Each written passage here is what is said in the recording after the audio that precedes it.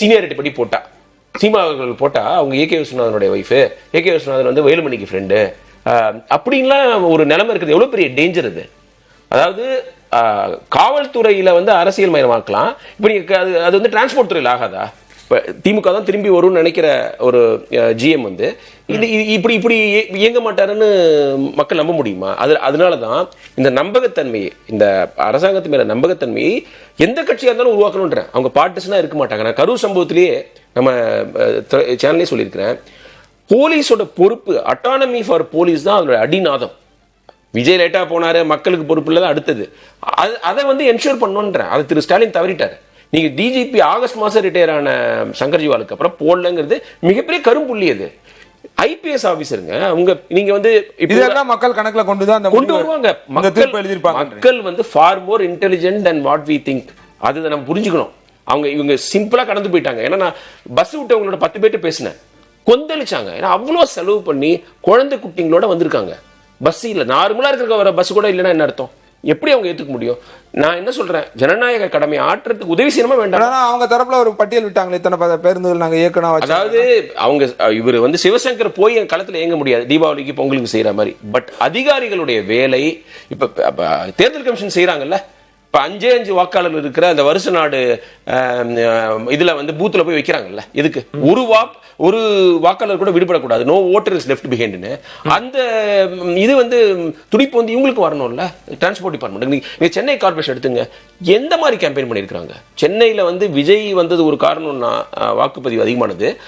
திருமண இடம்லாம் தட்டிங்க, திருமண இடம்லாம் அந்த நீல காக்கா இருக்குது, நம்ம தங்கா ஓட்டு போடுன்னு அந்த முயற்சி செய்யணும்ல.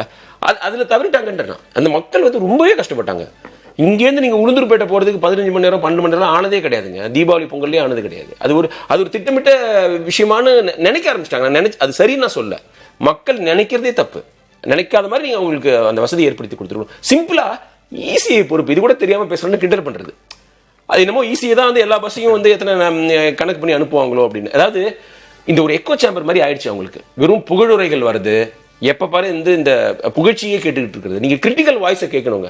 பத்திரிகை, தொலைக்காட்சி, யூடியூப் எல்லாத்துக்குமே விமர்சனத்துக்கான ஸ்பேஸை கொடுத்தே ஆகணும்.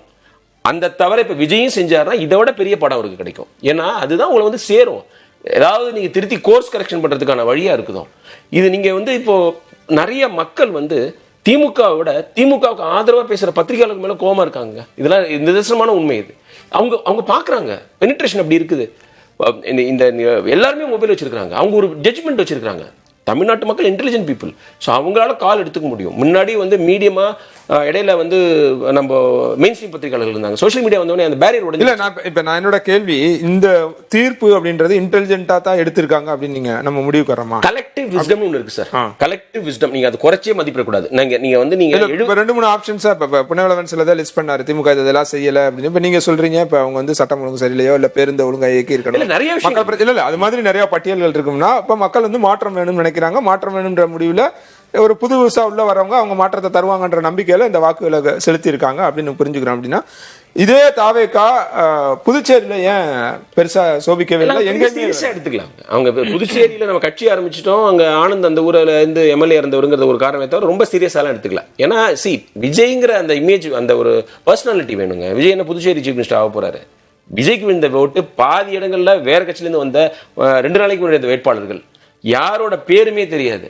அவங்களாம் 40,000 ஓட்டு 50,000 ஓட்டு வித்தியாசத்துல மேல இருக்கிறாங்கன்னா என்ன காரணம்? அவங்க செஞ்ச ஒர்க்கா? நிறைய பேர் எம்எல்ஏவா இருந்தது இல்லை, கவுன்சிலரா கூட இருந்தது இல்லை. அதனால உங்களுக்கு ரெக்கார்ட்ல எதுவுமே கிடையாது. விஜய் என்ற ஒற்றை மனிதருக்காக, அவர் சொன்ன அந்த மாற்றத்துக்காக, அவர் மாற்றத்தின் ஏஜென்ட்டா இருப்பாங்க நம்பிக்கையில போட்டிருக்காங்க. இனிமேதான் அவருக்கு ஒர்க் ஆரம்பிக்குது. நான் விஜய்க்கு இதுவரைக்கும் கடந்து வந்த பாதையை விட இனிமே கடக்க போற பாதை ரொம்ப கடினமா இருக்கும்.